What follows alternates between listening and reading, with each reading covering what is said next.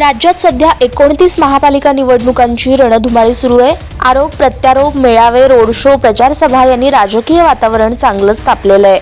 अशातच उमेदवारीसाठी पत्ता कट झाल्यानं इच्छुकांनी अभी नहीं तो कभी नहीं, तिकिटासाठी काय पण असं म्हणत राजीनामा सत्र, पक्षांतर यांना मोठं उधाण आलंय।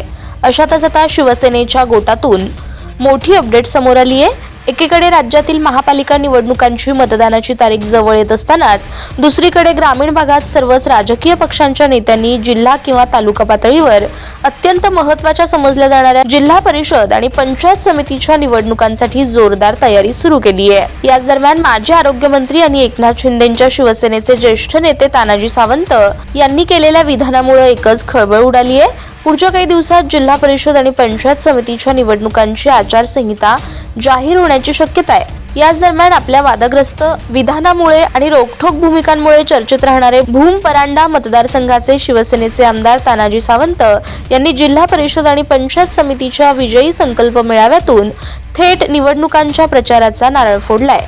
तानाजी सावंत म्हणाले की विधानसभेच्या 2019च्या निवडणुकीवेळी शिवजल क्रांती आणि आणखी छोटी मोठी कामं असतील तेव्हा तुम्ही मला 33,000 मतांनी निवडून दिलं, पण नंतर पुन्हा एकदा प्रचंड काम केलं।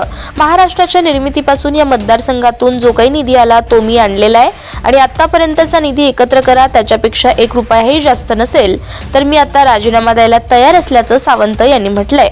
विधानसभा निवडणुकीत केवळ 1000च्या फरकानं विजयी झाल्याबद्दल त्यांनी मतदारांपुढे खंत बोलून दाखवली। तसेच मंत्रिपदाबाबत मला देणं घेणं नाही, कारण मंत्रिपद हे जनतेच्या हृदयात असलं पाहिजे, त्यावर राज्य करणारं असलं पाहिजे, ते मंत्रिपद माझ्या दृष्टीनं महत्त्वाचं नाही, ही माझी खंत आहे, असं रोखठोक मत सावंत यांनी व्यक्त केलं।